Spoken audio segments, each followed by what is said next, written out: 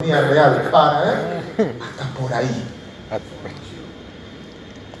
Y la interpretación de esa información, porque la información ya es un commodity, la leemos todos, no importa si es verdad. Y este es el ejemplo, este es el S&P 500, la concentración. Estas empresas son dueñas de todo lo que usan ustedes, porque los jóvenes ya no usan Facebook, pero ¿qué usan?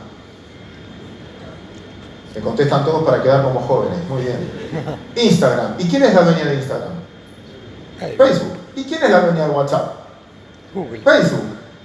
¿Y quién es la dueña de YouTube? Google. ¿Y quién es la dueña de Gmail? Google.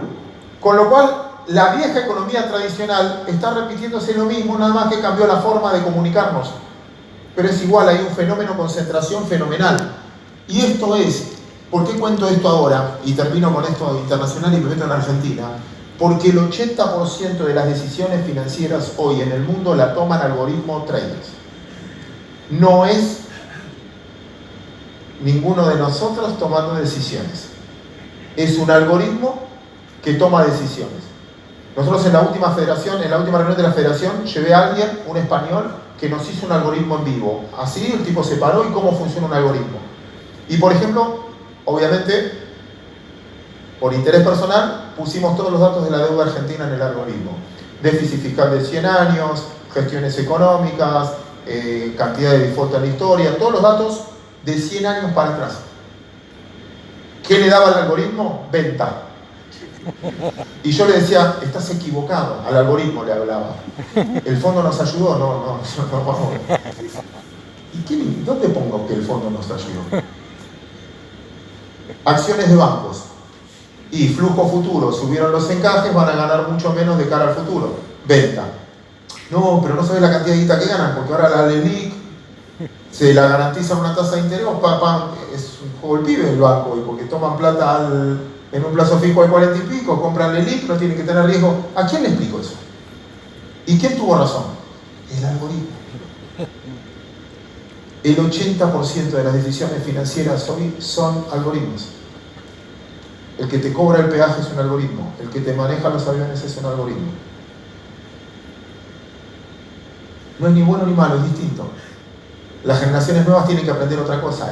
Un argentino que ganó el Singularity el año pasado, que me tocó entrevistar, hizo un algoritmo que se lo financió el Departamento de Justicia de los Estados Unidos, que es, todos pleitos judiciales los define el algoritmo como un tribunal de la Haya. Entonces yo tengo un pleito con vos. Y decimos, ¿para qué pelearnos? Que decida el algoritmo. El algoritmo tiene grabado todos los códigos civiles y penales de todos los países centroamericanos. Entonces tenemos un pleito, bueno, le expresamos, ponemos los datos en el algoritmo sin subjetividad, sin coimiar a un juez, sin tener un abogado lógico o menos lógico, lo que fuera, decide y nosotros acatamos que lo que decida el algoritmo como un tribunal es lo que sucede. ¿Quién lo financia? El Tesoro de los Estados Unidos. ¿Para qué? Para todos los juicios de inmigrantes menos de $5.000. ¿Quién decide? Un algoritmo.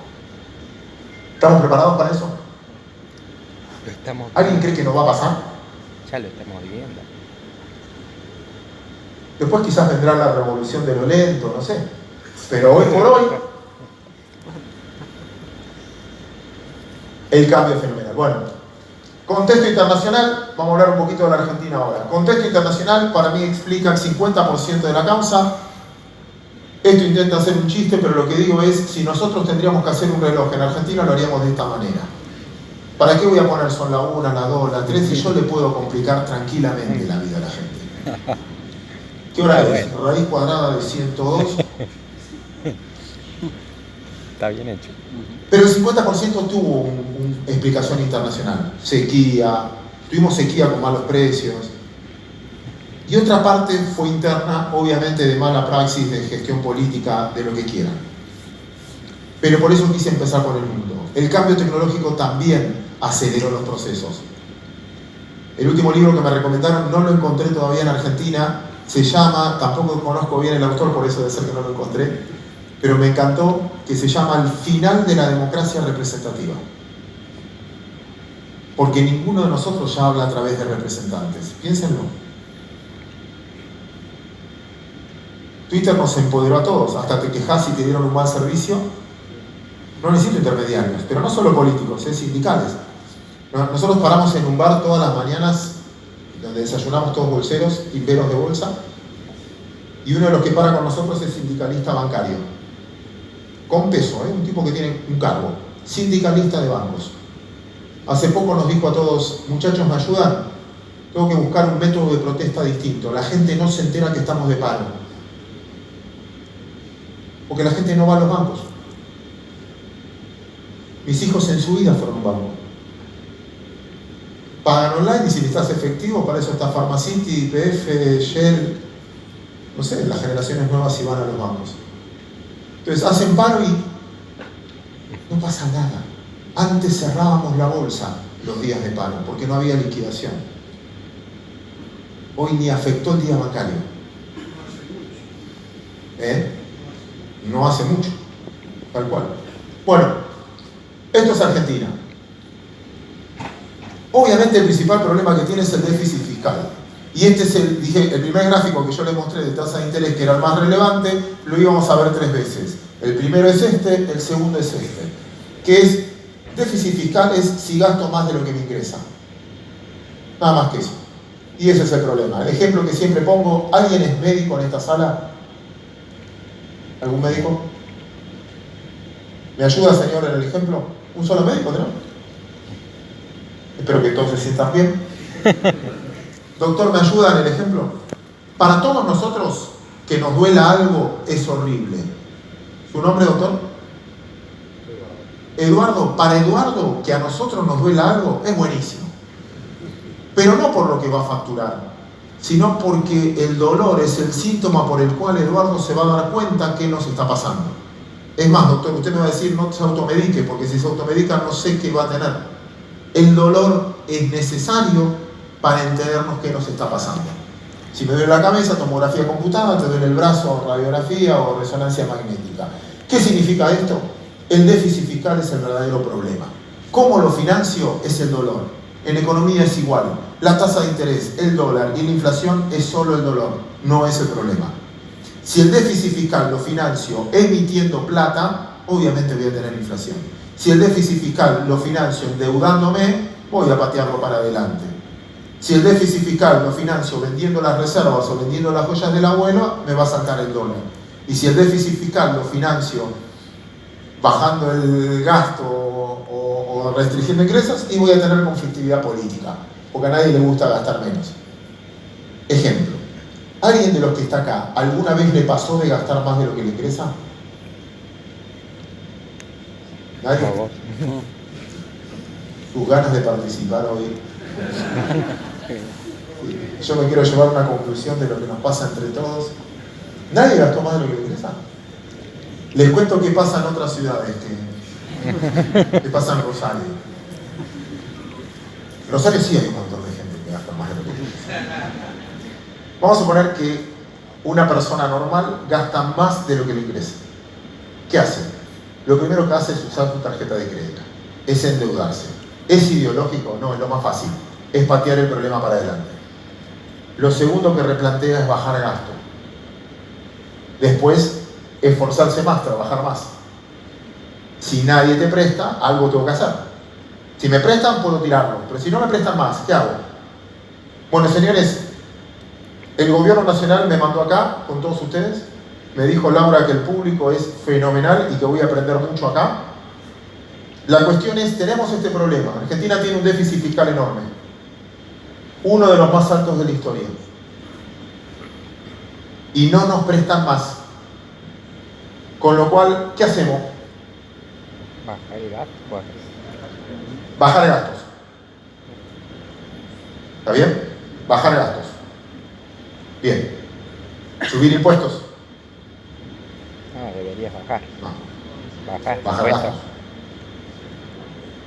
Vamos.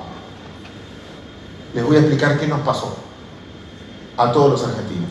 El déficit fiscal más grande de toda la historia, si quieren, fue en el año 1975. Ninguno de ustedes había nacido. Pero había un señor que se llamaba Celestino Rodrigo. Estuvo 20 días en el gobierno, pero fue culpable de todo. Parece que fue todo él.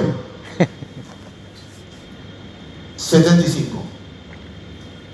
82, otra gran época de déficit fiscal. 89, otra gran época de déficit fiscal. 2001, otra gran época de déficit fiscal. Ahora, otra gran época de déficit fiscal. No sé si fueron momentos políticamente fáciles. Iría María Estela Martínez de Perón, gobierno militar, Alfonsín, de la Rúa. ¿Por qué? Cuando te prestan guita, tirás el problema para adelante. Cuando no te prestan guita, ustedes casi todos se ponen de acuerdo, hay que bajar el gasto. Buenísimo, hay que bajar el gasto. ¿Quién baja? Es conflictividad política. Salvo que se pongan de acuerdo todos los partidos políticos en un gran pacto y piensen tanto en la población, esté tan a la altura de la circunstancia el político argentino que diga, este costo político lo pagamos entre todos para que sea sustentable en el tiempo. ¿Lo vieron alguna vez los que tienen más de 40 años? No existe. ¿Alguien cree que va a pasar ahora? No. Es lo que nos pasó. Entonces, sumado a eso, ¿qué es lo que más exporta Argentina? Soja. Miren qué mala leche. No solo tuviste la peor sequía en 50 años, sino que se te cayeron los precios. ¿Qué es una incoherencia económica? Menos cantidad, más precio. Acá es menos cantidad, menos precio.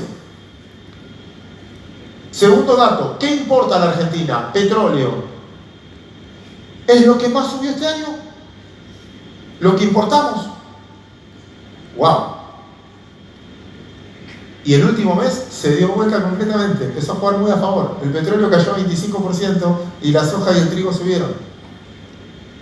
Ojo, que empieza el ciclo. Bueno, vamos a bajar gastos. Estamos todos de acuerdo que tenemos que bajar gastos. Presento el gasto público argentino según presupuesto. El 64% del gasto argentino, de cada 100 pesos que gasta, 64 va a jubilaciones, pensiones y asistencia social. 17 pesos intereses de deuda, 10 pesos subsidio, 4,5% de educación, 4 la administración pública. Dale, bajamos gastos. ¿Qué hacemos? ¿Matamos jubilados? No me voy de acá sin la respuesta. Y bajemos subsidios. Eso suba de tarifas. Lo otro no puedo bajar. Entonces, echemos políticos, echemos... Es como suspender el café en una industria en crisis. Está bien, hay que hacerlo gestualmente, bajar el gasto político, pero no es lo que va a resolver el problema. El problema es que quebró el sistema previsional. En todos los países del mundo. En Brasil está peor todavía. ¿Por qué? Porque los sistemas previsionales, todos, el argentino también, fueron creados en el año 30. ¿Y cómo fueron pensados? La gente trabajaba 30 años y vivía 10 años más de jubilada. A los 70 y no consumían. Mi bobe vivía en casa. Mi abuela vivía en casa. Trabajó 30 años y sus últimos 10 años de vida vivía en casa y no gastaba un mango. Bueno, no por ser... ¿Cómo la arreglo ahora? Gastaban sus nietos. La abuela de mis hijos, mi suegra, anda en rollers, 90 años. Y si le sobra un mango, se opera. Trabajó 30 años y vive de jubilada, y ya me dijo el médico que, Eduardo me dijo que sigue. 30 años más. Y consume. No hay ni el privado aguanta, en ningún lugar del mundo, porque antes una empresa tenía su sistema privado, pero tenía 4 millones de empleados, y esa misma Ford tiene 200.000. ¿Y quién le paga a la clase si la clase activa es menor que la clase pasiva? Europa está en llamas, muchachos. Vayan a servir a Europa el que quiera. Italia, Alemania, Merkel no se presenta. ¿Y por qué? Una mamá y un papá tienen un hijo, porque el europeo más de un hijo no tiene. Otra mamá y otro papá tienen otro hijo. Si estos dos por casualidad se gustan, aparece otro. La clase activa es un tercio de la clase pasiva. Bueno, hay que discutir la reforma previsional. ¿Quién la hace? Intentamos en diciembre del año pasado. El costo político es enorme. Por eso ningún político puede sostenerse. Y el que está en la oposición, ¿ayuda? No, cadete. Bueno, como no me dan muchas ideas, vamos por otro lado. No puedo bajar mucho el gasto. Subo impuestos. Estos son los impuestos que pagan ustedes como productores. Impuestos a los stocks, impuestos a los flujos impuestos por hacer su propia actividad. Perdón, no los quiero deprimir, pero esto es todo lo que pagan todos ustedes. Y ahora le ponemos 4 pesos más por dólar por exportación. A todos los exportadores. ¿Cuánto va a tardar para que haya rebelión fiscal si siguen así? Falta poco. Yo todas las charlas hace mucho tiempo también dejé de hacerlo, pero bueno, hoy estoy repitiendo, me agarró un déjà vu. Iba con paquetitos de melva. Y un paquetito de melva tiene 12 galletitas. Entonces yo decía, este es mi trabajo, este es mi esfuerzo, esto es lo que yo hice, esto es lo que yo gané, esto es mío, este es mi esfuerzo. Viene el gobierno y dice, buenísimo, Claudio, no importa el gobierno de dónde, de Santa Fe, de Buenos Aires o el gobierno nacional. Muy bien, Claudio, te felicito, me encanta que la gente produzca. ¿Qué vas a hacer con eso? Consumir, me lo merezco. Perfecto, 2 galletitas son mías, IVA. Dijiste ganaste, sí, gané, 35% de impuesto a las ganancias, 30 horas, 3 galletitas son mías. Tú ya dijiste, sí, mías. Ay, ahora vienes personal, es una galletita es mía. No estoy exagerando en nada, el Estado se comió 7 galletitas, a vos te quedaron 5. Encima el Estado te mira con hambre. Tengo déficit fiscal. Vos lo mirás y decís, hermano, te comiste 7 y yo 5. ¿De qué me estás hablando? ¿No voy a producir más? No, pero en este país no vienen inversiones. ¿Y qué querés que vengan? ¿A qué? ¿A financiar tu fiesta? Bueno, muchachos, ¿qué hacemos? No puedo bajar gasto y no puedo subir impuestos. Subí jubilación. ¿Qué hizo Argentina históricamente? Devaluó. Tercer gráfico de la misma cara. Cada vez que sube la tasa de interés, nos cortaron, perdón, culpa mía. Cada vez que subía la tasa de interés, es el inverso del primer gráfico, nos cortaron el crédito. Como nos cortaron el crédito, tuvimos que asumir el costo político. Como ninguno está preparado para asumir el costo político, todos devaluamos. Y la tercera cara del gráfico, el dólar más caro de toda la historia en 1975. Rodrigazo. 76 empieza la plata dulce, en el 78 tuvimos el dólar más barato de toda la historia. 3 años después. 1989, segundo dólar más caro de toda la historia. 1991, convertibilidad, segundo dólar más barato de toda la historia. 2 años después. 82, el que apuesta al dólar pierde. 84, plan austral. 85, un austral valía más que un dólar. 2001, el dólar de 1 a 4. Esto está porque está ajustado por inflación dentro de la inflación americana. Después estuvo 8 años debajo de 3. Y la devaluación de ahora. ¿Qué hace la devaluación? Licuda el gasto. ¿Es ordenado? No, es horrible. Nos destruye de golpe. ¿Y después qué pasa? Y se equilibran las cuentas fiscales. ¿En serio pasa eso?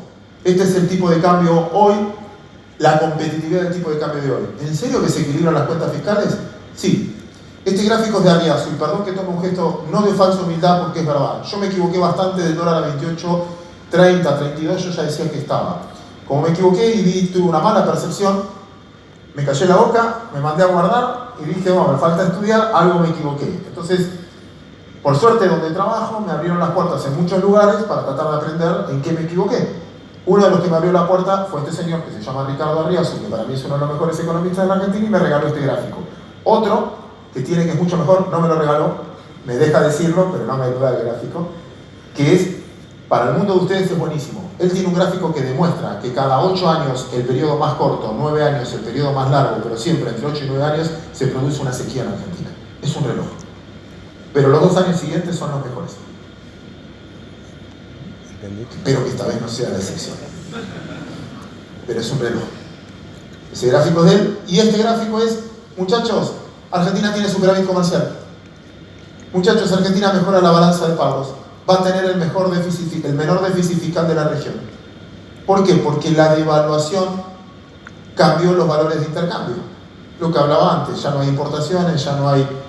Con lo cual, la parte energética empieza a tener su valor. Ya exportamos gas, dejamos de importar. En 2 años dejamos de importar petróleo, con lo cual empieza a mejorar. El que asuma en el 2019 tiene gran parte de la macro resuelta. ¿Nunca pasó en Argentina?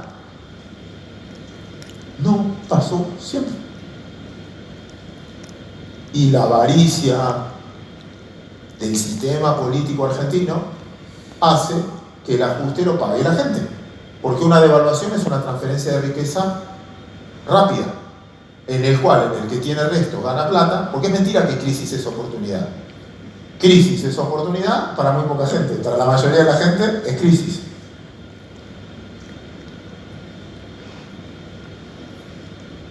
El que asuma en el 2019 tiene la macro, para mí, gran parte resuelta. El trabajo sucio está hecho. Ahora, Argentina va a rebotar. Pero para que sea sustentable en el tiempo, tiene que hacer 3 reformas. La previsional ya la vimos. La segunda es la laboral. Muy fácil verlo, este trabajo es nuestro de la Federación. Este es el salario medio en cada uno de los países. Esto está modificado de acuerdo a la variación del dólar, por eso está en blanco. Estas son las cargas sociales. Un empleado que gana 10.000 pesos recibe de bolsillo 8.500 y al empresario le cuesta 16.700. Algo está mal. El que pone el laburo y el que pone el riesgo le llevan menos que el que está en el medio. ¿Alguien va a hablar con los sindicatos? ¿Alguien va a hacer esa reforma? Si no, dentro de 5 años vamos a discutir lo mismo. El ejemplo que les quise dar en WhatsApp, antes llevaba 10 años, ahora será dentro de 5. Pero el que gane en el 2019 va a tener que plantear. Yo creo que nadie va a ganar si no plantea la reforma previsional y la reforma laboral. Porque la gente está sobreinformada. Esto es el empleo formal. El 50% de los cheques los paga el Estado, provincial, nacional o municipal. Con lo cual hoy da más laburo un político que un pyme, que una empresa. Con lo cual es mejor llevarte bien con el político del barrio que con un productor en serio. Y eso está mal. No es un sistema viable si la mitad vive de la otra mitad. Vamos a tener que hacer esta reforma. Los emergentes hoy del mundo ganaron con esta reforma. No significa que la vayan a hacer. Trump hizo una fuerte baja de impuestos. Después es durísimo para un americano escucharlo. Bolsonaro ganó con esta reforma. Es durísimo escucharlo. Pero la decisión de la gente es que privilegió eso. Cierro. Deuda argentina. ¿Es un problema? No, señores. Esto es lo que deben los países que más deuda tomaron en el último tiempo. Turquía, Hungría y el tercero es Argentina. Esto es lo que deben las empresas, esto es lo que debe el Estado y esto es lo que deben las familias. Con lo cual, no es un riesgo sistémico. Las empresas, si hago por portal de la Comisión Nacional de Valores todas las obligaciones negociables que vencen de acá a 10 años hasta la última, el mercado nuestro es así. No hay derrame. No es como el 2001 donde todos, uno le debía a otro, el otro al otro, el otro al otro, el otro al otro, no pagaba uno, no pagaba nadie. Las familias no están endeudadas en Argentina. El único crédito que hubo fue el crédito UBA. Pero ¿alguien tomó crédito UBA acá? Los que tomaron, ¿están enojados? ¿Están arrepentidos? Se los compro. Porque todos estafaron a lo de los créditos UBA, se los compro a todos. Obvio, te cuesta más la cuota, pero el alquiler también te hubiese costado más. Y con la plata compraste una propiedad, y esa propiedad, como se mueve en dólares, se apreció en pesos mucho más que tu deuda, con lo cual te capitalizaste, licuaste tu deuda. Con lo cual no es una crisis sistémica. Y saben que al final uno se pregunta a quién le debe la plata. Honestamente, con una mano en el corazón, ¿nunca quedaron rehenes de un tipo que les debe plata? ¿Te debe plata y le seguís vendiendo igual? ¿Tiene caución y lo seguís llamando igual? ¿Nunca les pasó? Es más, sos un falso. Lo tratás mejor que al que te paga día a día. Lo llamás todos los días. ¿Qué tal la familia? ¿Todo bien? ¿Cómo vamos? Trabajé muchos años en bancos. Alguien te venía a plantear la quiebra, y decís, no. Yo te refinancio a 10 años. Porque si no tengo que previsionar la deuda, con lo cual me haces destruir el valor libro de la empresa. Con lo cual te estiro para adelante. Pero si no te puedo pagar ahora, menos en 10 años, no importa, le caerá al gerente que viene. Depende a quién le debes. Ejemplo, perdón, que ya me escuchó, que repito siempre, pero para mí no hay ninguno mejor. Merkel, premier alemana, lo dijo textualmente, no me voy a exagerar en nada de lo que estoy diciendo. Merkel, delante de toda su gente, hace 4 años dijo, no vamos a ayudar a Grecia. Es injusto con el sacrificio del pueblo alemán, que se jubila a los 65 años, paga 45% de impuestos a las ganancias y trabaja 5 días y medio por semana. Subsidiemos a los griegos, que trabajan solo 5 días por semana, solo pagan 35% de impuestos a las ganancias y se jubilan a los 58 años. Es injusto que con el sacrificio del pueblo alemán, dijo Merkel, beneficiemos a los griegos que no quieren hacer su propio esfuerzo. No los vamos a ayudar. La gente la aplaudió a rabiar. Al otro día, ministro de Economía alemán, Merkel, qué buen discurso, miren las encuestas, ganamos las elecciones por afán, usted cuidó a su pueblo, está muy bien, pero tenemos un problemita. ¿Cuál? El 80% de la deuda griega la tenemos nosotros. ¿Cómo la tenemos nosotros? Y Deutsche Bank, ¿viste? Comunidad Europea pagaba el 4%, nosotros teníamos tasa negativa porque se creía que el banco ganaba tanto. Mercedes vendía crédito, Siemens vendía crédito. Merkel, 2 días después, por última vez, vamos a rescatar a Grecia. Amigos, la rescataron. Después de ese discurso, la rescataron. Hoy tiene superávit fiscal.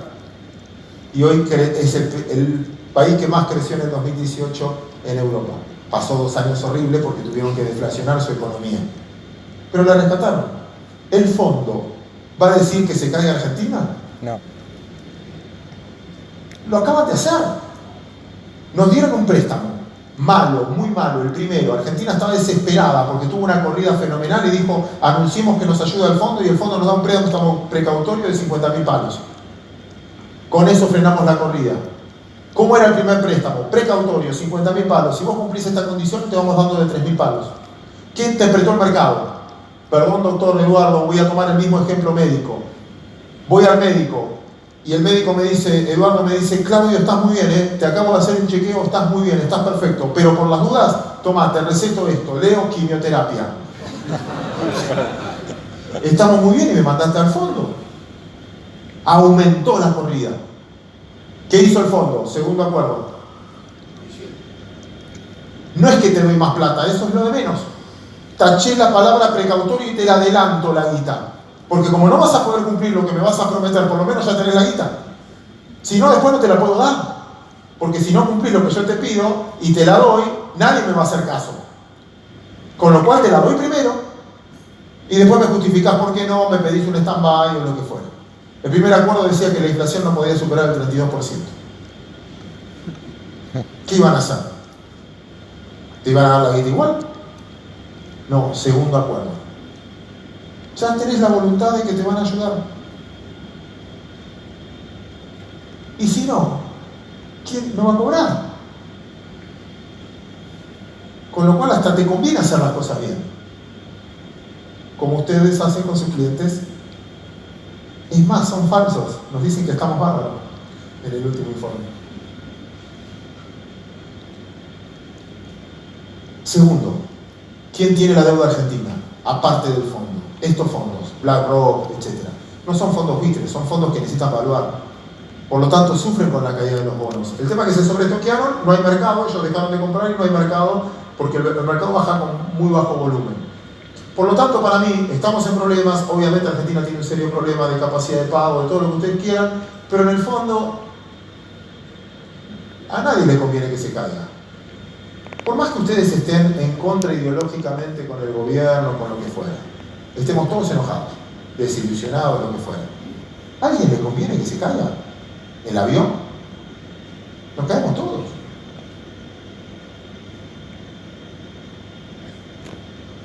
Credit Default Swap, ¿cuánto vale un seguro de default en Argentina? Y la verdad que duplicó. Esto es un anuncio. Acá hay preocupación. Pero si miro la foto, bueno, tampoco estamos en el fin del mundo. 2015. En el 2015 hablábamos de algo que se llamaba la cláusula Rufo. El taxista te hablaba de la cláusula Rufo. 2015, no estoy hablando 100 años atrás. ¿Te acuerdan que si los buitres nos caemos, nos exigen toda la deuda? Nada. Cierro con, ahora sí, las 2 últimas y quiero cerrar con una pregunta a ustedes. Para mí, en lo personal, no represento, por favor, en este caso a los anfitriones, es opinión netamente personal ni a nadie. Yo creo que un poco de riesgo argentino vale la pena. ¿Por qué? Porque si yo tengo, por ejemplo, un Bonar 24, duplico la plata en 6 años. Si tengo un bono de México, duplico la plata en 21 años. Si tengo un bono del Tesoro americano, duplico la plata en 26 años. Y No digo el 100% de la guita porque eso sí es timba. Pero el 20% de la plata, la avaricia en un poquito te tiene que ganar al miedo. Y es lo suficientemente rentable para tener en cuenta. Miedo a la bolsa. Esto es la historia de la bolsa argentina medida en dólares. En cada proceso de estos que vimos suba de tasas, que es el mismo gráfico que vengo repitiendo, cayó 65%, en el tequila cayó 65%, en la crisis asiática de los máximos cayó 65%, en las .com cayó 65%, 84% cayó en el 2001, en la crisis del 2001 por la suba del dólar, en la crisis financiera del 2008-2009 cayó 65% de los máximos, en la crisis europea de Italia, de los PIC, ¿se acuerdan? Grecia, 2012 cayó 65% de los máximos, ahora cayó 65% de los máximos. Ahora va a caer más. Es riesgoso, pero ¿cuánto puedo perder? Hay un momento donde hay un riesgo que vale la pena. Quizás no es el momento todavía, falte un mes, falte 2 meses, falten 5 meses, pero lo que digo es, ya hay un punto donde, para mí, y medio como que chocamos. Puede pasar cosas todavía, pero me parece que el choque fuerte ya, los precios me marcan eso. Somos emergentes, la gente se olvidó, pero esto era en 1997, esta era la cartera de emergentes, China, etcétera, no existía, Argentina tenía el 4,6 de los emergentes, Turquía el 3,2, Chile el 4, Brasil el 16, México, Sudáfrica, pero fíjense que Asia no existía. En el 2007, Argentina ya no estaba, Argentina deja de ser fronterizo, pasa a ser fronterizo en el 2009, pero Brasil ya cae al 13,4, China ya ocupa ese lugar, el 15,9. En el 2017, cuando cerró este año, no solo Argentina no estaba, sino que Brasil también cayó mucho, 6,8. Ahora, si Argentina vuelve a ser emergente, no digo que tenga lo que tuvo acá, pero si tiene el 1%, solo el 1%, ojo que cambia el flujo. Lo tiro como esperanza, como deseo. Y la última para discutir con ustedes. Yo soy amante de esta reflexión que es los ciclos de vida del inversor. Todos tenemos un ciclo de vida. Ejemplo, caso personal. Una persona. Vamos a suponer que vendo autos. Vendo 10 autos. Vendo 9, vendo 8, vendo 7, vendo 6, vendo 4. Imagínense en este horario. Vendo 3, vendo 2, vendo 2, vendo 1. Vendo 2. Dupliqué las ventas. Duplicar. Y cuando vendo 2 me siento mucho mejor que cuando vendía 4. ¿Está bien? Sí. Fíjense que el sentimiento del inversor es completamente distinto a la foto. Vendo 3, vendo 4, vendo 5, vendo 6, vendo 7, vendo 8, vendo 8, vendo 7, esto se está quedando, ya la vi. Vendo 6, crisis. ¿Importa la foto? ¿O lo que juega en nuestro estado de ánimo es la tendencia? Eso es en un caso